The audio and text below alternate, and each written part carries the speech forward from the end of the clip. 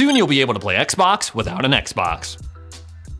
Fortnite and Xbox Cloud Gaming are a match made in heaven, and were you affected by the great outage of 2022? Let's discuss. So over this past weekend, tragedy struck. The unthinkable happened. Countless gamers across the world were unable to play games on their Xbox. According to some media outlets, some people were locked out of playing games for up to 36 hours. Now, according to the Xbox website and some things that they were tweeting out from their official account, some people were having trouble buying and playing their digital games. Now, I know a lot of people out there did not have any issues at all. Some had a little bit of issues, but nothing too crazy. Me personally, the only problem I had, I could play every game on my Xbox, but I did buy Chivalry 2. It was on sale this weekend, and I could not play it. It was telling me that I needed an internet connection to play it, which was confusing because I just downloaded the game. How do I not have an internet connection to play the game if I just downloaded the game? Doesn't make sense. But for me, it only lasted like 1 or 2 hours. It was not that big of a deal for me. I was soon on my way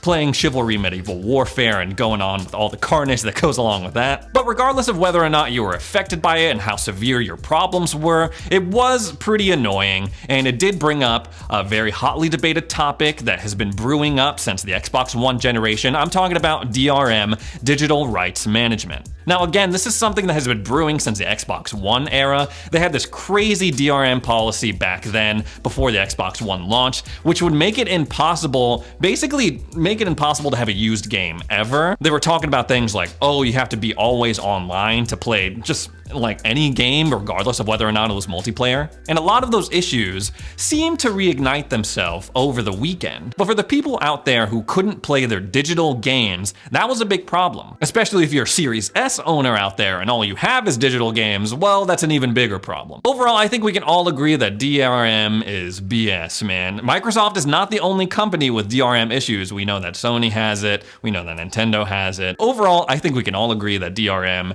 is BS. But we know that Microsoft is not the only company dealing with issues regarding that topic. There is no reason that you need to be online to play a digital version of a single player game that you have bought, that you've paid actual money for. But honestly, I really just think that this is a freak accident. Seeing that a lot of people weren't affected by the outage at all kind of signals that to me. And I know a lot of people were able to get around this by setting their console to home. But it is interesting to think about, and I hope that you voice your concerns in some way. File a report, tweet at Xbox, because I really feel like Xbox, they are really good at listening and taking our feedback into consideration. But this was already sort of an issue before, so hopefully this time around they figure it out.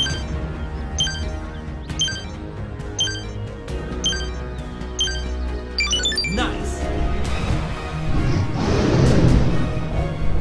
I am maidenless! Make sure you go on down to the merch shelf in the description or go to stayxboxready.com for your very own Maidenless t-shirt. If you use the code STAYREADY, you get 10% off your purchase. Fortnite and Xbox Cloud Gaming seems like an unlikely pair, but as it turns out, they seem to work very well together. So we know that Fortnite is not available for download on iOS devices via the App Store. Epic Games and Apple Games had this crazy falling out, this huge publicized lawsuit, and basically we haven't seen Fortnite on the Apple Store since then. Now over on Xbox's side, something similar happened. It wasn't as crazy or as publicized, but there was a little bit of a falling out because Microsoft wanted to put an Xbox Cloud Gaming app to download on the Apple Store. But Apple's like, nah, we don't want that. That doesn't sound like it's in our best interest because we're trying to push our games and we don't want a competing service on our platform. So what ended up happening was Microsoft and Epic Games teamed up to bring Fortnite to Apple and iOS users via Xbox Cloud Gaming. And the results, I would say, are very crazy. The servers were blowing up because so many people are trying to play Fortnite on their Apple iOS devices using Xbox Cloud Gaming. And honestly, this just reminds me of the power that Fortnite has. I know it's become sort of a joke, it's become sort of a meme, especially nowadays when you got Naruto fighting Kratos with a lightsaber. But at the end of the day, it is still one of the most popular games out there. And honestly, I think this is a brilliant move on Microsoft's part. This exposes a lot of new users to Xbox Cloud Gaming. We know that Apple has a huge huge customer base. Combine that with Fortnite, which has a huge player base. And all of those people are coming together and experiencing Xbox Cloud Gaming for the first time. And by the way, you don't have to have an Xbox Game Pass Ultimate membership to use Xbox Cloud Gaming to play Fortnite. Xbox had this to say about the whole situation: "It's an important step to add a free-to-play title to the cloud gaming catalog as we continue our cloud journey. We're starting with Fortnite and we'll look to bring more free-to-play games people love in the future. At Xbox, we want to make gaming accessible to 3 billion players around the world, and cloud has an important role in that mission. Quite simply, we want you to have more choice in both the games you play and the way you choose to play them." Obviously, this is a great workaround that a lot of people have wanted because, like I said earlier, a lot of people have Apple iOS devices, iPhones, iPads, whatever, and a lot of people like playing Fortnite. So again, Xbox is scoring some major brownie points here with a lot of people, and it's nice to see that they're planning on bringing other free-to-play games and making them available for cloud streaming as well. Overall, I think it's a good move. Now we gotta talk about Game Pass. Of course, it would not be an Xbox Ready video if we did not talk about Game Pass. We have a pretty exciting list of games coming to the service in the first half of May, and that includes NBA 2K22, and the one I'm most excited about that was added just a couple days ago is Trek to Yomi. Now this game is a sort of 2D side-scroller hybrid that it takes a lot of inspiration from classical Japanese samurai films. If you're a big fan of the movie The Seven Samurai, or if you really like Ghost of Tsushima, I think you will really like this game. I have it downloaded, I haven't played it yet, but the art style looks amazing, the story looks crazy, the soundtrack looks crazy, the combat looks crazy. I'm really looking forward to playing this game. Now this is pretty cool for anyone who has Xbox Game Pass, because on other platforms like Steam and PlayStation, you gotta shell out $20 to play this game, and for us, it just comes as part of our subscription. Now remember, if you don't see the games that you were maybe hoping for this first half of May, remember that they usually do 2 drops. They have an announcement for the first couple weeks of May, and then they have another announcement releasing the games that are coming to the service on the second half. There was some speculation that Battlefield 2042 and FIFA 2022 were going to be coming to Game Pass. We haven't heard any official word on that, but I wouldn't be surprised if they came in the second half of May. And just as a reminder, we all know that this was coming. We know that Xbox Game Pass giveth and it taketh away. That is right. In addition to the titles that we gained this month, we are also losing a few. For example, on the 10th, just a couple of days ago, we lost Grand Theft Auto San Andreas, the definitive edition. Honestly, I don't think anyone's really gonna miss that because those remasters were a mess. I was super excited for Rockstar to put those out, and then when you actually played them, they were like, yo, this looks worse than it did like 15 years ago when I was playing this game. What happened? And we're also losing, and this one kind of tugs at my heartstrings a little bit because I have a lot of nostalgia related to this game when I think about this game. I'm talking about Final Fantasy X and X-2. Both of those games, especially Final Fantasy X, I sunk a lot of time into when I was a kid. I was obsessed with them. I thought it was Tidus, man. I really did. And fun fact, Final Fantasy X was the first Final Fantasy to feature full voice acting, which is sometimes very apparent, like with that one Tidus Yuna laughing scene that we all know. But again, if you see anything on this list that is leaving the service and you just can't bear to part with it, make sure that you use your Game Pass discount to buy it before it leaves the service. Next up, we got good news if you use a controller when you play any PC game. So I personally love using my Xbox controller with my PC, especially for things like shooters. I'm just used to it by now. I would have to go through a whole rehabilitation process if I wanted to learn how to play shooters with a mouse and keyboard. There are certain things that, of course, I use mouse and keyboard for, like MMOs and RTS games, but overall I like the feeling of the Xbox controller. But when you use it on your PC, if you hit the Xbox button, your little guide button, it is not like when you do it on your Xbox console. Also kind of not anything that is pertinent to your gaming profile or your socials and things like that. While Windows 11 has a new feature that seeks to fix that and make your game bar that pops up whenever you click your Xbox button look more like it does on your Xbox console. This new feature is only available as part of the Windows Insider Preview build 22616,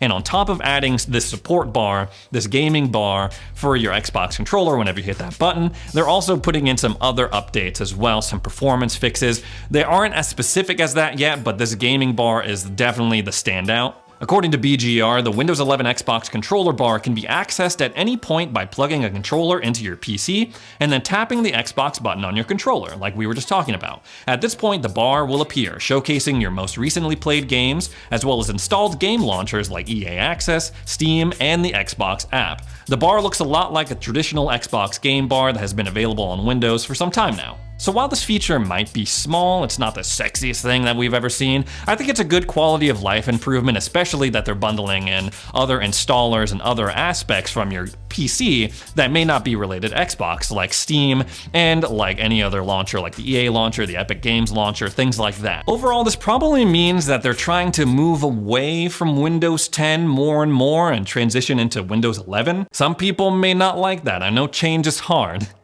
Personally, I've been on Windows 11 for a couple months now, I feel like, and you know, I have no complaints really. I'm not like blown away by it, but I don't really have any complaints. Like I said, there are some other updates and fixes that come along with this insider build, not just the gaming bar. If you want to check those out for yourself, I have the link down in the description if you want to go through the full list. The last thing I want to talk to you guys about is, once again, Xbox cloud gaming. We know that cloud gaming is a very important pillar for Xbox moving forward. They're pouring a lot of resources into it, they're marketing it pretty heavily, along with Xbox Game Pass, and soon there might be a future where you're playing Xbox games without an Xbox console. We're sort of in that future right now. You can play Xbox games on your phone, on your iPad, on your laptop. But the big news here is that soon you might be able to play Xbox on your TV without an Xbox hooked up to that TV. Now, according to VentureBeat, Microsoft is working on a streaming puck, a streaming stick that you can plug directly into your TV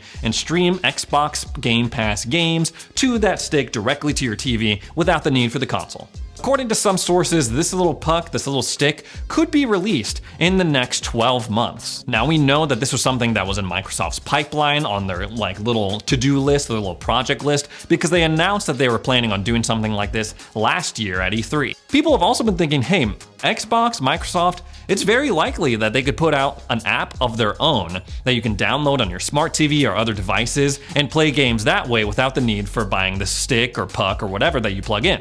The CVP of Gamer Experience had this to say about it: "We're working with global TV manufacturers to embed the Game Pass experience directly into internet-connected TVs. So all you'll need to play is a controller. Beyond that, we're also developing standalone streaming devices that you can plug into a TV or monitor, so if you have a strong internet connection, you can stream your Xbox experience." Now, obviously, there was that little caveat at the end, right? You do need a pretty decent internet connection to play a lot of these games on the cloud service, in a way that is optimal, in a way that is not gonna make you pull your hair out. But overall, this is very exciting. I think this is a really awesome step to make games more accessible, eliminate the barrier of having to spend $500 that maybe not everyone has to spend on gaming, and just give the games directly to the people. I also think in a world where it's getting harder and harder to make the hardware needed for games, like the GPU shortage and everything that's going on with that, I think this is a smart move from a company very forward thinking, I would say. Because it's like, hey, you can only put up with dealing with supply shortages for so long before you're like, okay, let's just forget about the hardware and give the games directly to the people who want them. I think this is something that could really shake up the gaming industry, whether for the better or for worse. I know that's going to be a hotly debated topic. Hopefully we find out more about whatever streaming device, whatever streaming app this is going to be in the summer showcase on June 12th that Xbox has coming up. And if you want to get ready for the future gaming, a future where you can just stream your games wherever you're at, make sure you have an Xbox Game Pass Ultimate subscription. You can check it out in the link below and get one for yourself. What's up, guys? I'm literally in the bathroom at the Atlanta airport on my way to New Orleans for my friend Kenny's bachelor party. And today we just got some big news, some disappointing news, a punch in the gut for all my Xbox brothers out there. And I'm talking about the fact that Redfall, which is supposed to come out in the summer, and Starfield, which is supposed to come out in the holiday for the holiday season, first party Xbox Bethesda games, the first of that line, they're going to be delayed until the first half of 2023 or sometime in 2023. Now, I just want to say that I understand why games have to be delayed. And I'm of the mind where it's like, well, if you got to delay it, if you got to take more time to work on it, that's fine. And we know that these games, as being the first of the Bethesda games to be Xbox exclusive, they're under a lot of pressure, right? So I want them to take their time. They kind of got to be perfect, or else they're going to come under a lot of fire, a lot of scrutiny if they come out buggy, messy, whatever. But at the same time, it's never fun to hear, right? And this makes for the rest of 2022 really, really, really tough for Xbox first-party games. Hopefully they have something working for the summer showcase that can get us really excited, because this is, again, a huge bummer. Hopefully they're writing a fat check to give to some third-party developer to get their games on Game Pass. Something to sweeten the pot and hold us over until then, because, again, this is a major blow. I understand it once again, but it's such a huge bummer.